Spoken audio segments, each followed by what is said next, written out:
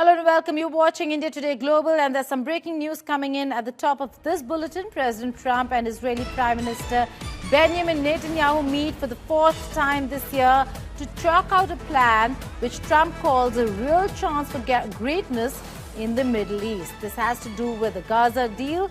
Meanwhile, a senior Qatari delegation arrived from Doha in Washington to finalize the agreement for the release of the hostages. Amid accusations of genocide and driving Palestinians to hunger and malnutrition, Israel continues its offensive in Gaza, which it claims is directed against Hamas and not the civilian population. Earlier, the U.S. shared a 21-point proposal to end the war in Gaza and for the creation of a pathway for a future Palestinian state. Meanwhile, the Hamas, which is one of the parties to this entire ceasefire plan, has conveyed that they are unaware of any proposed deal.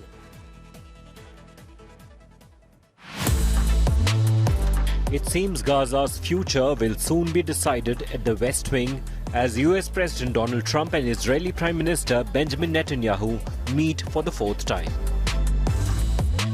Trump has been optimistic about a deal which will enable the Palestinians to remain in Gaza Strip. However, Hamas has said that it has not yet received any negotiating deal. President Trump, are you confident, sir, there'll be peace in Gaza anytime soon? And the 21-point plan, is everyone on board?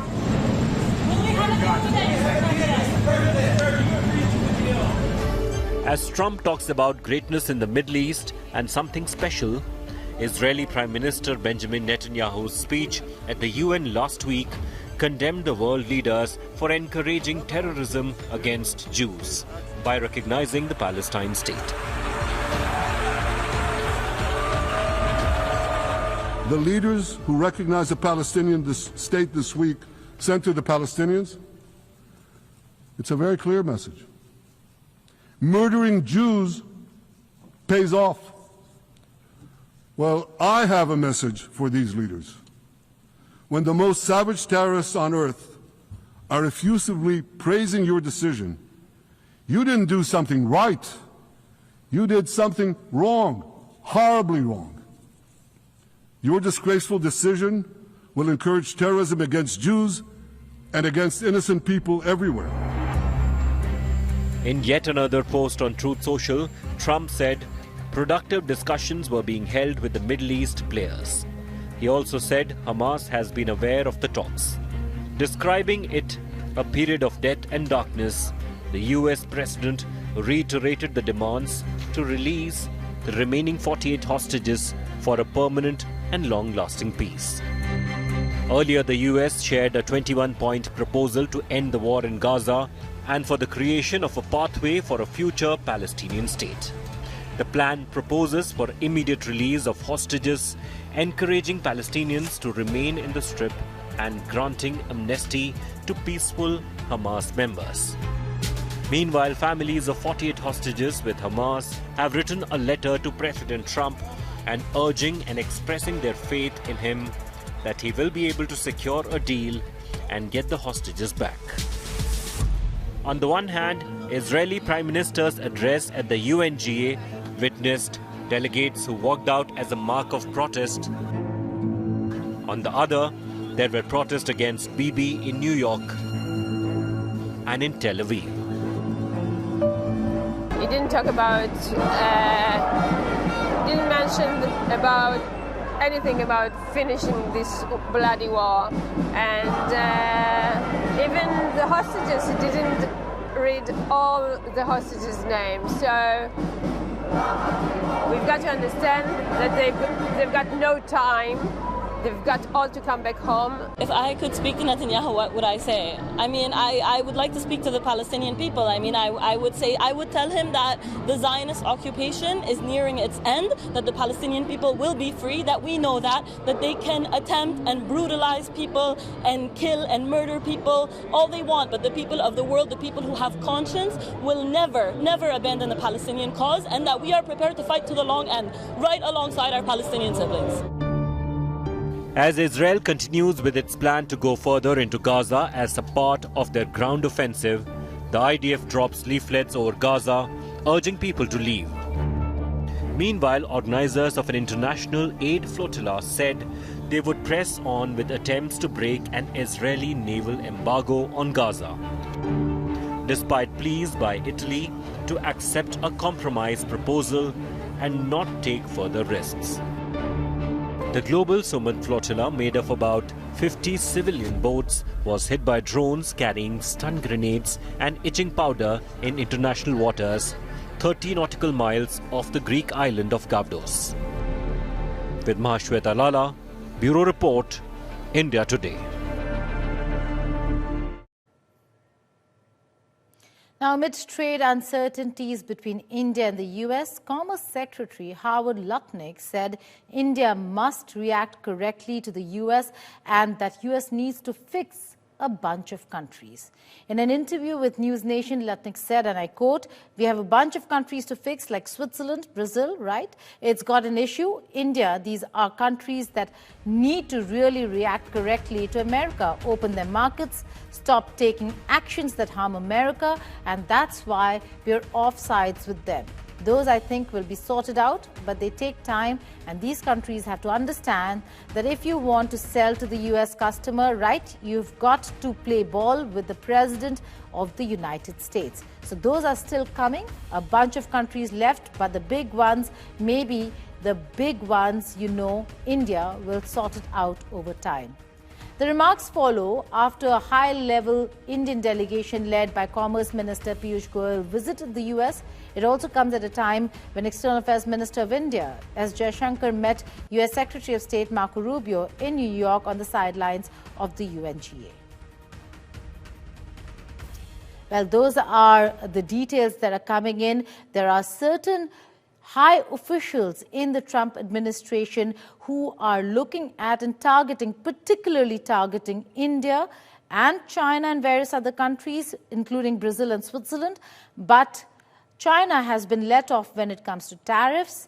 India is being punished for the position and the tough position that India has taken for a very long time, including the position and stand on the conflict between India and Pakistan, where claims have been made now over umpteen number of times by none other than the President of the United States of America.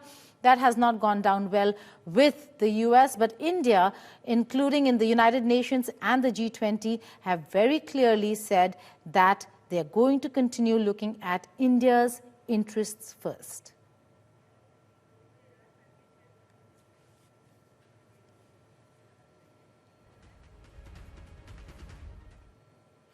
The UN sanctions are back to haunt Iran after a failed attempt by China and Russia to delay the reimposition of sanctions on Iran at the UN.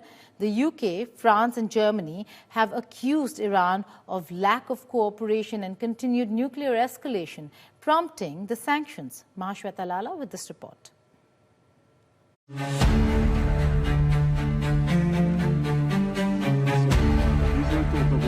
The UK, France and Germany have imposed snapback sanctions on Iran, accusing it of lack of cooperation and continued nuclear escalation.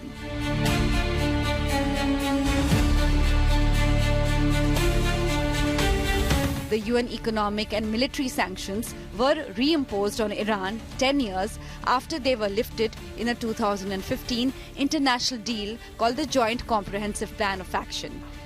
The UN confirmed that the sanctions against Iran have been reactivated. Britain, France and Germany initiated the return of an arms embargo and sanctions on Iran at the UN Security Council over accusations it had violated in a 2015 deal that aimed to stop it developing a nuclear bomb. Iran suspended ties with the IAEA, the nuclear watchdog, and the inspection of its nuclear facilities. The move followed after Israel and the US bombed Iranian nuclear sites. But this has not deterred Iran's nuclear ambitions, which it claims is being used for civilian purpose.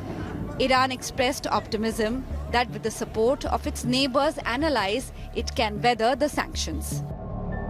The reality is that with the measures we have in place, with the relationships we maintain with our neighbors, with the countries in Eurasia, BRICS and the Shanghai Cooperation Organization, and with interactions that have been forming, as well as with the people of our own country and Iranians who care about Iran and the territorial integrity of the nation and who believe in the dignity and pride of the Iranian people, we will be able to overcome the situation.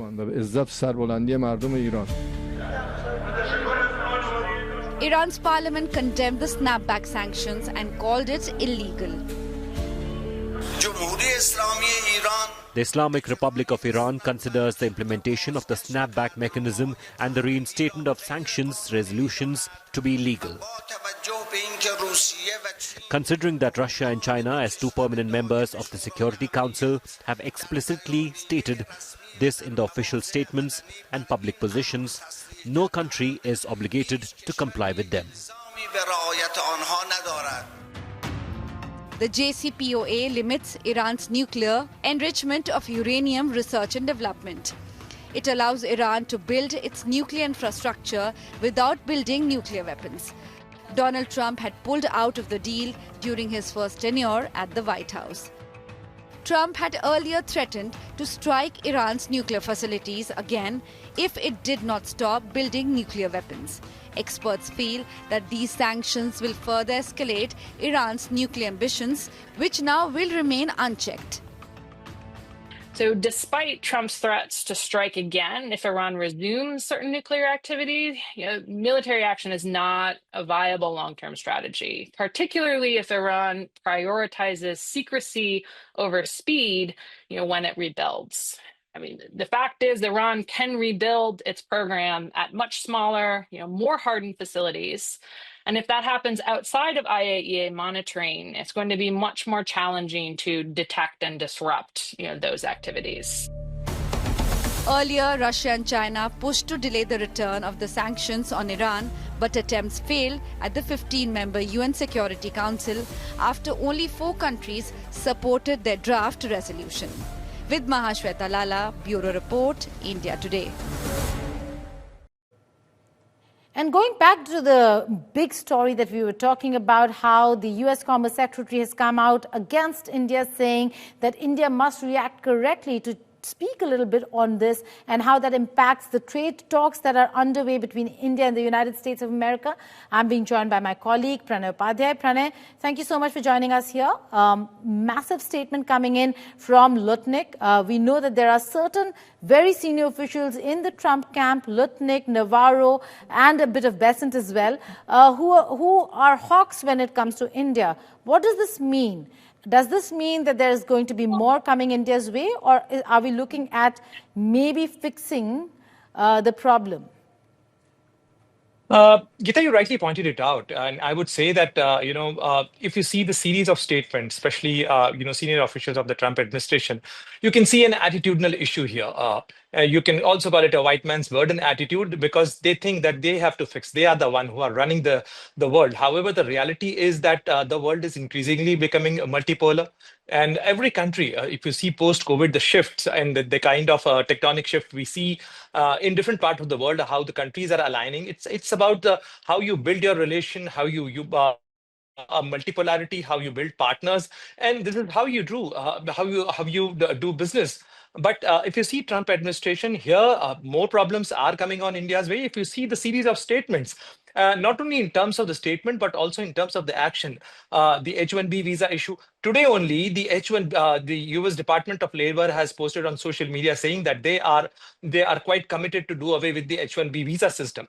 Besides that, the Hire Act is also in consideration.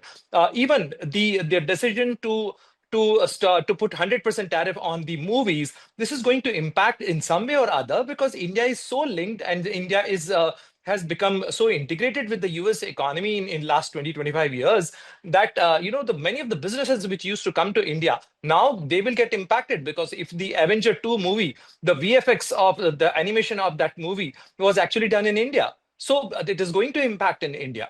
So we have to see that how we have to hedge that, how we can ensure that our interests are protected. But certainly we have to rework our strategy to deal with the United States, and especially the Trump administration here. Right. Pranay, also, it's a playbook.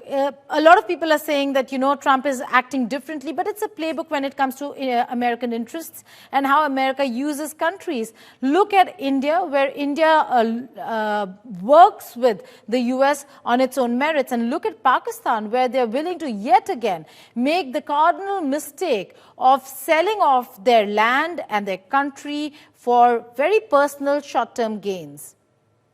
Geeta, Pakistan has always been a vassal state, and there's a client-contractor kind of a relation between Pakistan and the United States. If you see the history of the U.S.-Pakistan relationship, they have sold out their country, their bases, their interests, to please America, to get American dollars, to get the foreign aid, and this is how the Pakistani military thrived. And it was candidly admitted by many senior leaders of Pakistan, including the former military dictator and former president of Pakistan, Pervez Musharraf, who candidly admitted on television interviews that yes, they did use these mujahideens. They got money, and even as recent as few months back, Pakistan's Defense Minister Khwaja Asif admitted the fact that they got used, and in fact they did for the Western for the Western nations, including the United States.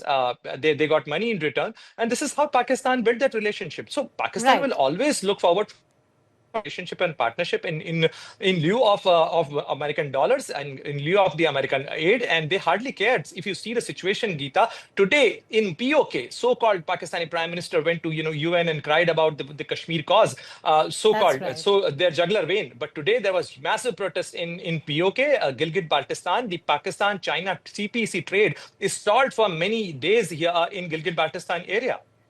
Right. Pranay, stay on with me. There's some breaking news coming in.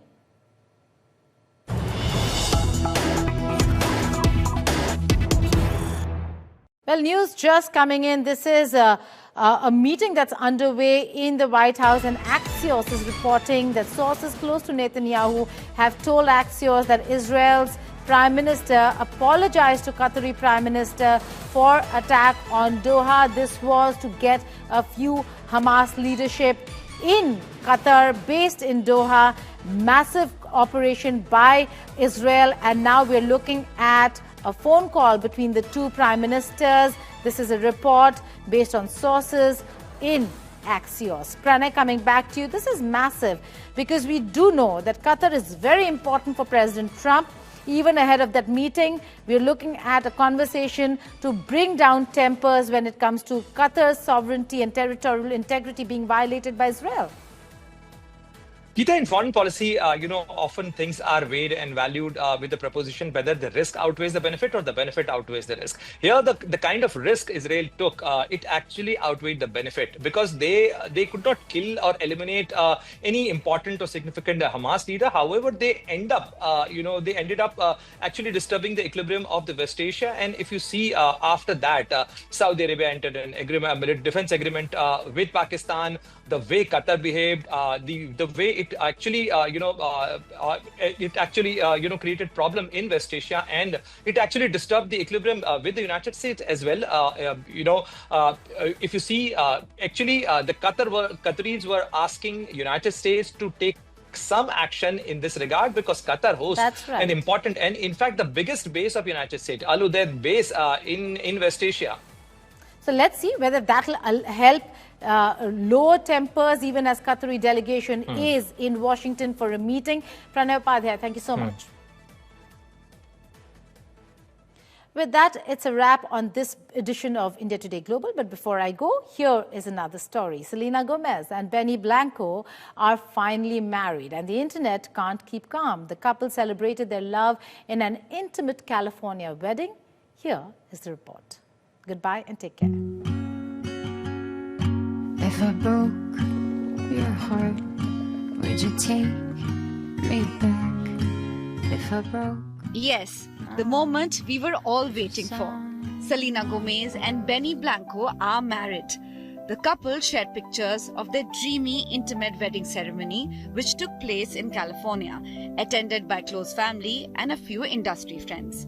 The pictures showed them kissing and embracing as they posed for photos on a sunlit lawn. For her big day, Selena wore a traditional white gown custom made by Ralph Lauren. The halter-high neck dress hugged her waist and carried a flowing trail, giving a chic and timeless vibe. And her beau, Benny completed his look with a crisp, classic Ralph Lauren tuxedo. Yes, we are all fans of Benny's green flag comments on Selena's posts, and this time it had to be something very special. After her wedding post, Benny commented, "My wife in real life," and fans cannot stop gushing over it. The couple started dating in 2023 after years of friendship and got engaged late last year. Selena had confirmed their relationship on social media, calling it the best thing that has ever happened to her. With Sujata Sharda, Bureau Report, India Today.